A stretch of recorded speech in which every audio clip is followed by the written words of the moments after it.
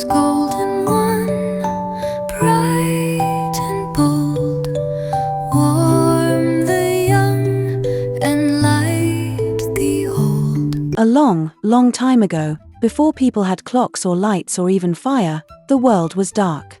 But every morning, the sun came out to shine. That was because there was someone special taking care of it.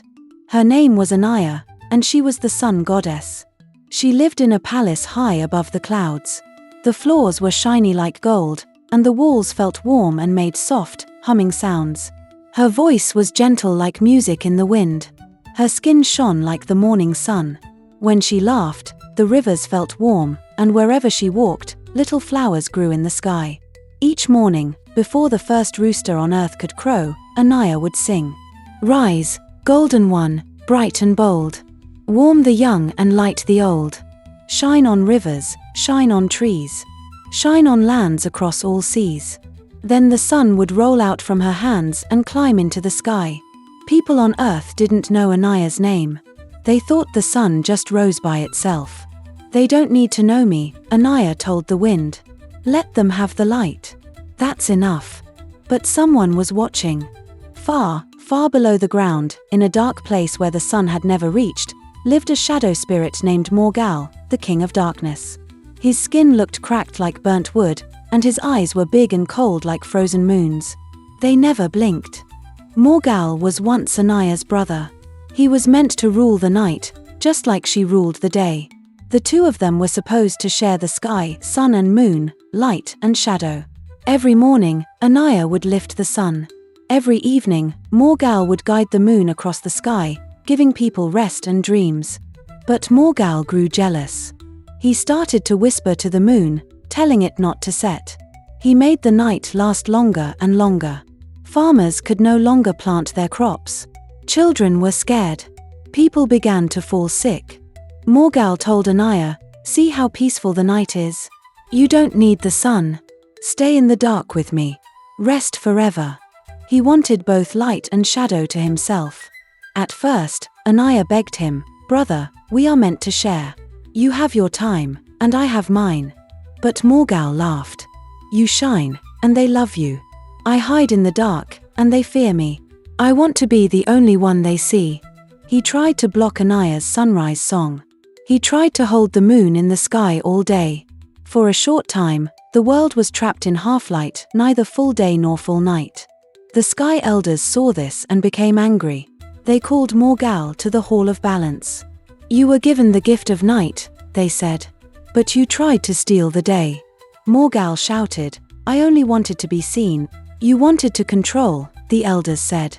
"Now you will live where no light shines." They sent Morgal deep into the earth, where he could no longer touch the moon. The sky healed. Day and night returned to balance. But deep below, Morgal stayed, burning with jealousy, waiting. And he made a plan. "She shines while I sit in shadows," Morgal growled. "I will steal the sun. Then they will know what it means to live in fear." One night, while Anaya rested in her sky palace, Morgal flew in silently. His breath turned fire to ice. He wrapped the sun in chains made of fear, pride, and lies. Then he took it deep underground. The next morning, the sun did not rise. People woke up and rubbed their eyes. The sky was still black. Roosters didn't crow. Birds didn't sing. Trees looked weak, and the air smelled heavy and sad. In a small village called Ajaka, people lit sticks and waved them in the dark, crying out, "Where is the sun? Has the world ended?" Even the elders didn't know what to do. In the sky palace, Anaya opened her eyes and felt the emptiness. She touched the sky, cold. She sang, but her song didn't work. The sun was gone. "If I want to bring back the sun," she said, "I must go to earth myself."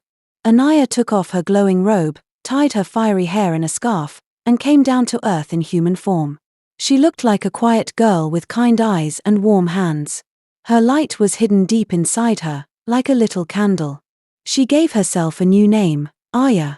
Aya walked into Ajaka village. People stared at her strange clothes and bare feet. But only one boy dared to speak to her. His name was Toba. He was thin and dusty from selling firewood, but his heart was kind. You're not from here, he said. But you're not scared. Aya smiled. I've seen darker things. Do you want to help me bring back the sun? Toba laughed. You don't even have shoes. Shoes don't bring back the sun, Aya said. But truth, courage, and kindness do. So they left, no bags, no map, just a bottle of water. First, they entered the forest of whispers. The trees whispered scary things in their ears. You're too weak, one voice said to Toba. Why do you care? Another voice said to Aya. But they held hands and kept walking. Next, they reached the river of questions. A spirit rose from the water and asked, what gives light its true power? Toba said, fire? No, Aya said. It's the courage to be seen. The river opened, and they crossed. Then they climbed the hill of hunger. The berries there were bitter, but when Aya touched them, they became sweet and smelled like mango and honey. How do you do that? Toba asked. Aya smiled. I don't fight darkness. I feed the light. At last, they reached Morgul's cave. The sun was locked behind 3 chains, glowing weakly. Morgal appeared.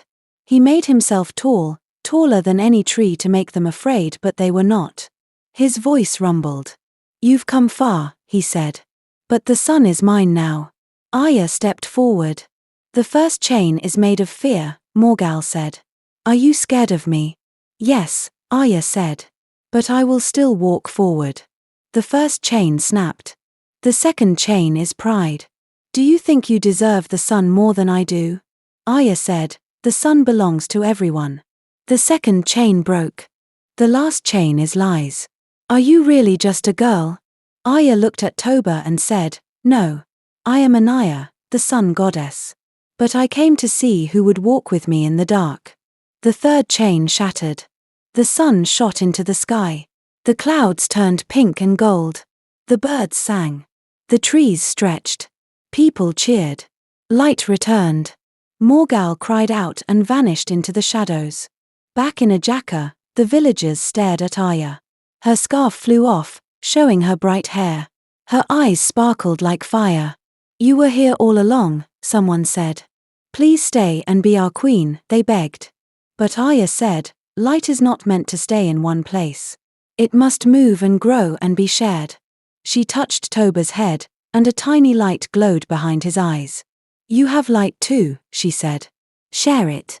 Then she flew back into the sky, singing. Rise, golden one, bright and bold.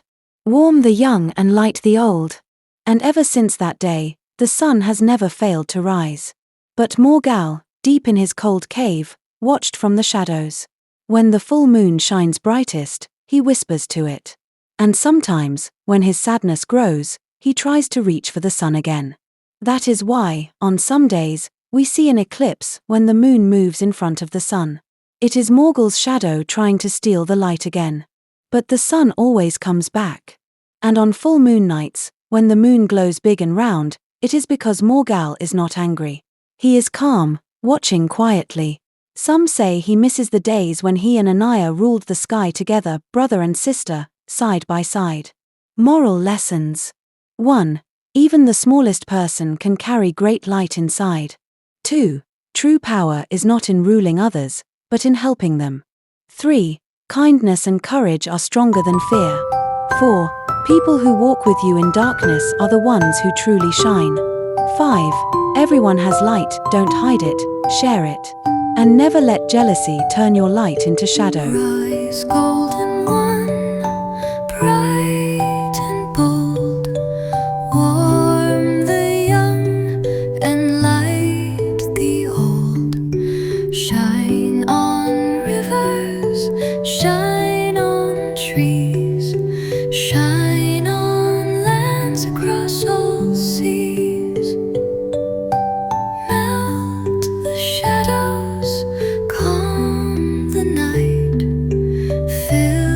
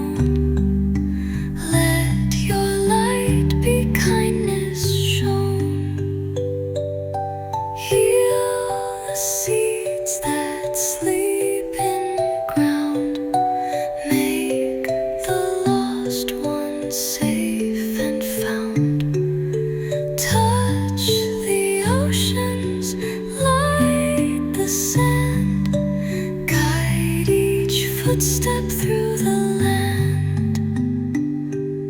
Glow on dreams not yet begun. Keep them safe till day is done. Let your beauty gently stay till the night melts into day. Rise, golden one, bright and bold. Shine on us like days of old. Sing your light across the skies. Hold us close till night